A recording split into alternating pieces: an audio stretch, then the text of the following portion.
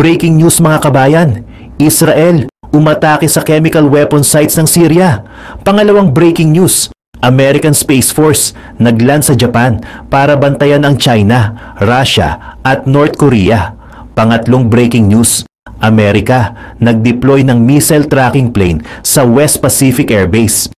Bago tayo magumpisa, baka pwede pa like ng video na ito. Malaking bagay na to sa aming mga content creators. Maraming salamat po.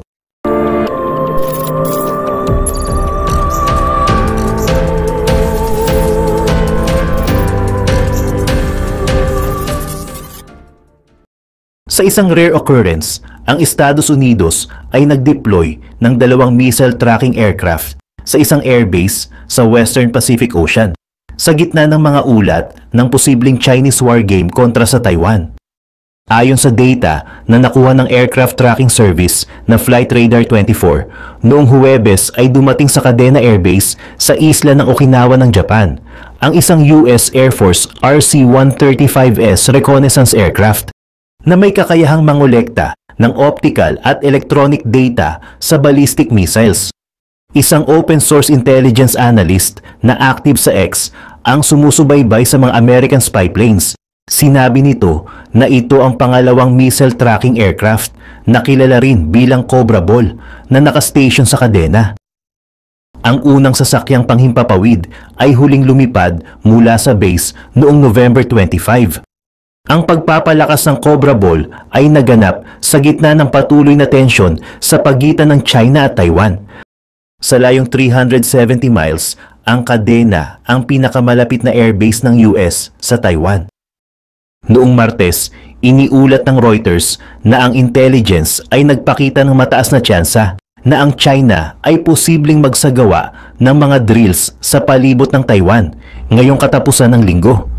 Noong Agosto ng 2022, ang militar ng China ay nagsagawa ng mga precision strike sa pamamagitan ng pagpapaputok ng mga ballistic missiles sa mga katubigan malapit sa Taiwan. Bukod dito, ang China noong huling bahagi ng Setyembre ay naglunsad ng isang intercontinental ballistic missile.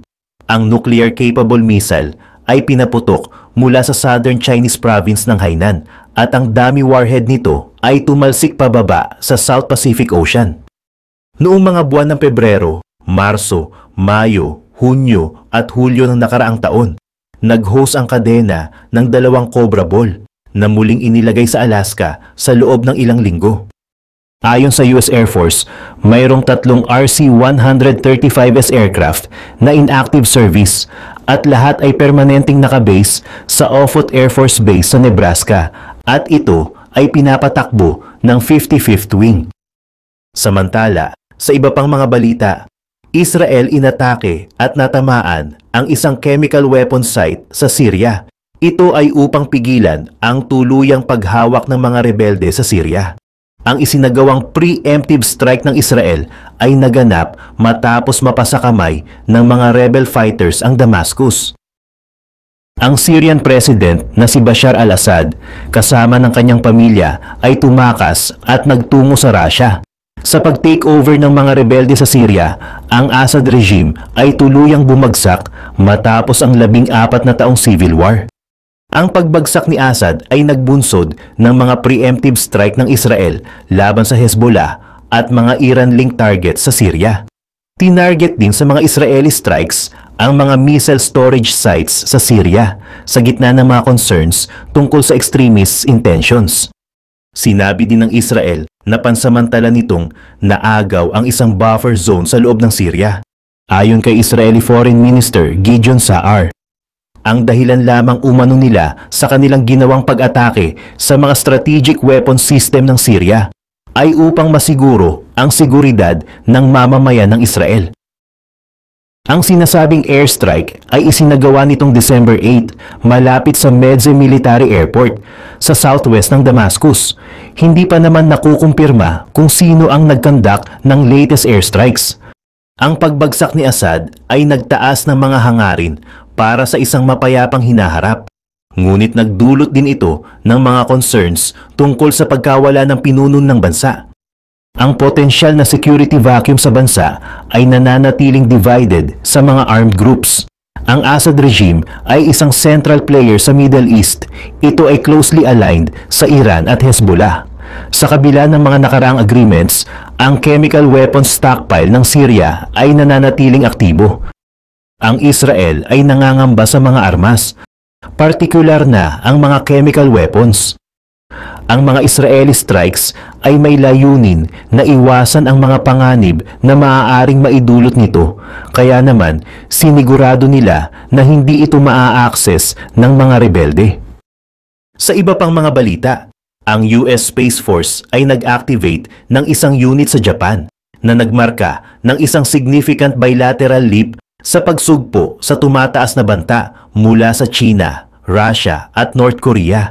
At ito ay may layunin na mas pagtibayin ang alyansa ng US at Japan bilang pundasyon ng Indo-Pacific Space Security.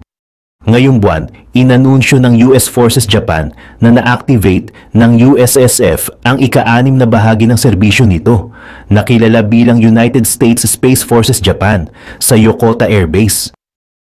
Ang pagtatatag ng unit ay sumusunod sa mga pangakong ginawa sa July 2024 Security Consultative Committee upang palakasin ang bilateral coordination sa mga domain, kabilang ang cyber, space at electromagnetic warfare. Layunin ng nasabing hakbang na pahusayin ng space security at long-term sustainability na sumasalamin naman sa evolving nature ng modern warfare at ang critical na papel ng space sa mga national defense strategies. Pumunta naman tayo sa ibang dako ng balita. Ang mga jet ng IDF ay naiulat na pinalibutan ang isang Iranian plane over Syria overnight sa pagitan ng November 30 at December 1. Ang eroplano ng Iran ay suspected na nagdadala ng mga armas patungo sa Hezbollah, ayon sa Times of Israel. Hinaharangan ng Israel ang eroplano ng Iran na may arms shipment for Hezbollah, ayon sa Ynet News.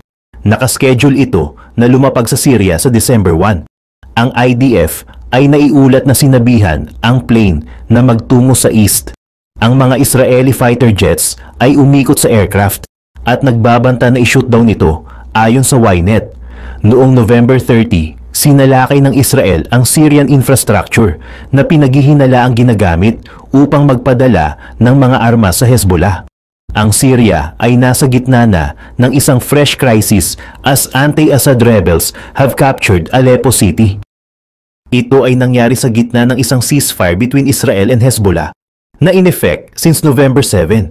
Sinabi ng IDF na during the truce, pipigilan nito ang weapon aid sa Hezbollah, ayon sa mga ulat.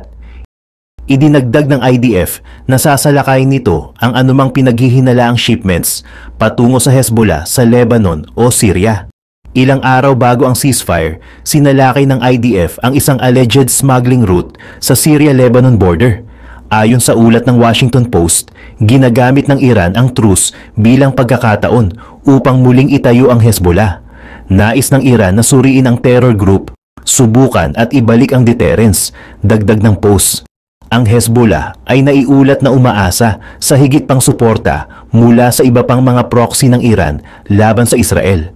Sa panahon ng heavy bombings on Lebanon, ang suporta mula sa mga proxy ay minimal, ayon sa Washington Post. Pinaniniwala ang gumagamit ang Hezbollah ng isang copy of an Israeli missile sa pakikipaglaban sa mga Israeli forces sa ongoing war in Lebanon. Iniulat ng New York Times na gumagamit ang grupo ng mga advanced missile na reverse-engineered mula sa Israeli weapon na nakuha nila in a past war. Ayon sa ulat, nakuha ng mga mandirigmang Hezbollah ang original Israeli Spike anti-tank missiles noong 2006 Israeli-Hezbollah War in Lebanon.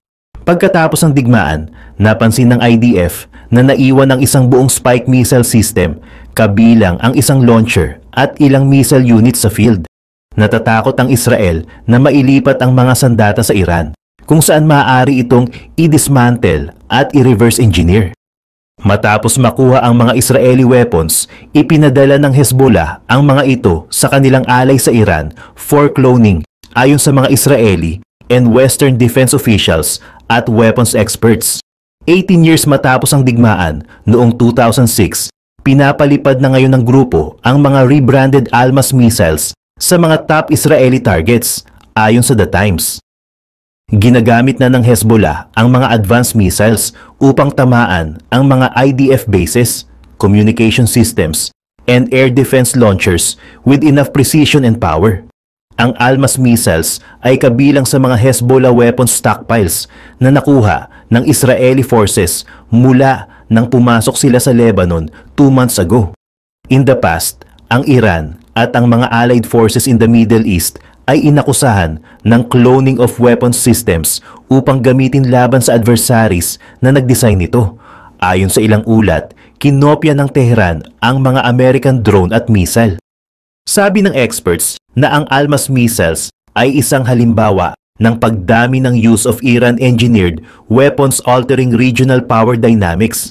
Sinabi ni Middle East weapons analyst Mohammed Al-Basha, ang dating gradual spread of older missile generations ay naging mabilis na paggamit ng cutting-edge technology across active battlefields.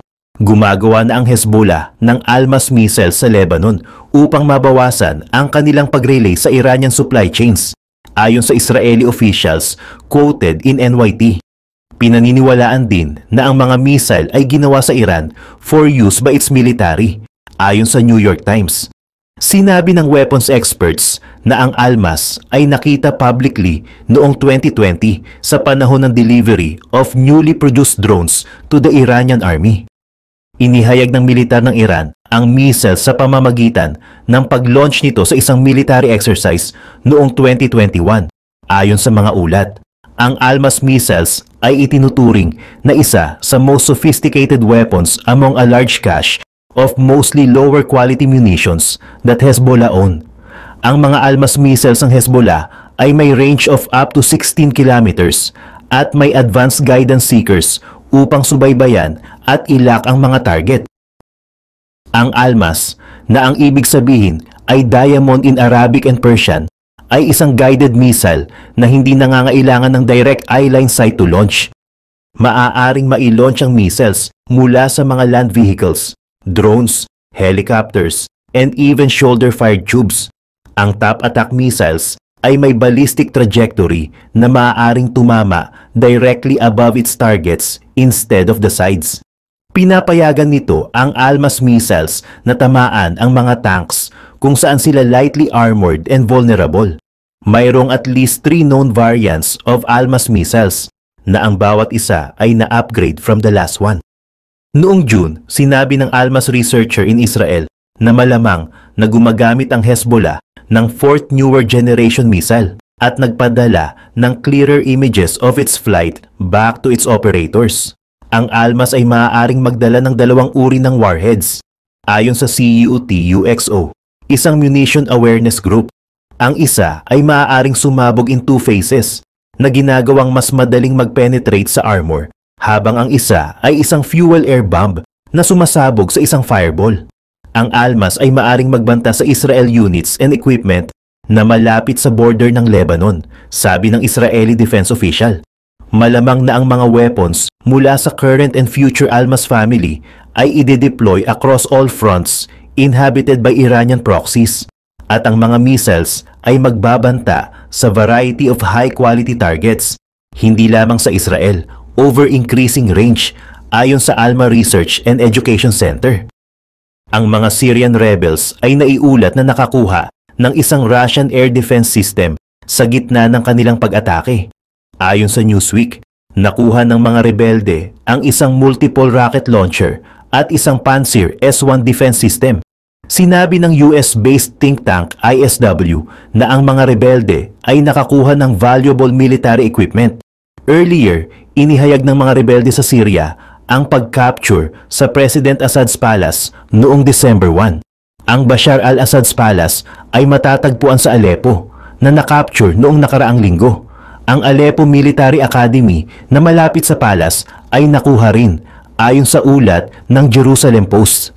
Samantala, nangako si Syrian President Bashar al-Assad na ito ay lalaban, ayon sa ulat ng Ynet News. Ang terror ay nauunawaan lamang ang language of power, sabi ni Bashar ayon sa Ynet. Sinasabi ng mga ulat na halos ang buong Aleppo City ay nahulog na sa kamay ng mga rebelde. Ilang mga Kurdish neighborhoods in the north lamang ang nanatili sa kamay ng SDF, ayon sa ulat ng Jerusalem Post. Ang mga rebelde sa Syria ngayon ay iniulat na papunta sa city of Hama, ayon sa ulat ng Al Jazeera. Samantala, ang Syrian government aided by Russian forces ay naglunsad ng massive counterattacks. Maraming lugar sa northern Syria ang binomba ng mga airstrike ng Syria at Russia.